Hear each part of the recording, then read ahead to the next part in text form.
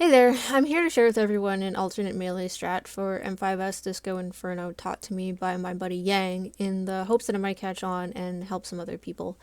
Party Finder was really quick to adopt this time around the east-west priority system suggested by Hector, but I find resolving this strategy kind of confusing and a little bit busy, and honestly I'm sure I'm not the only one. Like, don't get me wrong, I like Hector, I owe his videos a lot, and I think he's a saint for uniting the pickup groups of North America, but the word of saints is not always scripture. So, hi, my friends call me Lady Salamander, and this is the first of my 95 theses, I guess. The strategy works like this. You got the arena, the boss, the lights, some approximation of your waymarks, and you. Rather than splitting the arena in half to create an east side and a west side, the melee players are instead going to split it on the diagonal, with Group 1 prioritizing the tiles on either side of A and D, and Group 2 prioritizing B and C. To resolve the mechanic, look at your debuff timer and look at your waymarks. If you have a short debuff timer, you will be going to the waymark that begins with a safe spotlight or a spotlight that is not on a red tile next to it.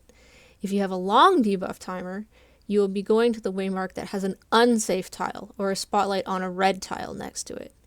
Short equals safe, long equals unsafe. As long as you're resolving Funky Floor correctly, you will be in the correct spot when your timer runs out. To illustrate, I'm going to clear everyone away and focus on the off tank. Disco Inferno goes off, they get temporarily blinded, and when they can see again, they see that they have a short debuff. The off tank looks to B and C and notes that B is next to a safe spot.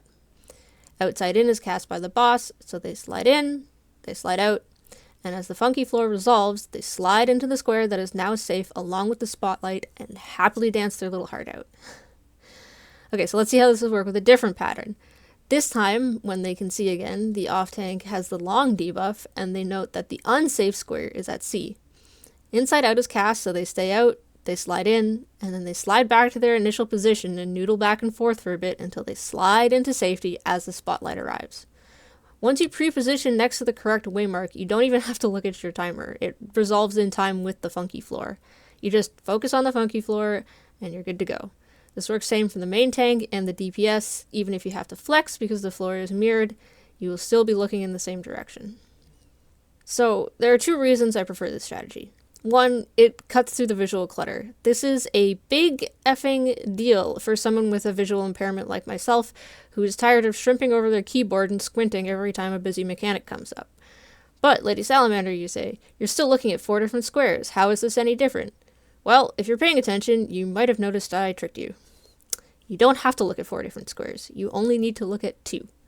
Because if the tiles next to the waymark you choose to focus on do not tell you where the mechanic will resolve safely, that means the tiles next to the other waymark in your priority will always be the place you need to go. Say for example the off tank receives a short debuff, but oh no, neither of the tiles at C are safe. Well, this is not a big deal because this also tells them that if they go to B after Inside Out, they can resolve this mechanic there instead. If the first waymark you look at does not indicate where the mechanic will resolve safely, it's always the other one in your priority. 2 tiles right under your feet. Damn near brain dead. The second reason I prefer this strategy is movement economy. Because of Inside Out, you don't necessarily move less, but there is a greater chance the player will be resolving the mechanic closer to their roll or light party stack position. Because the main tank is always north, they barely have to move at all. Admittedly, this does mean that the off-tank or M1 will have a chance of needing to move all the way north or south of the boss to resolve their roll stacks, but as a brain-dead warrior main, I find this a lot less egregious and stressful than having to run all the way there and then run all the way back. We need that stress for later. Anyway, that is all. Drop a comment if you found this helpful, and say thank you to Yang.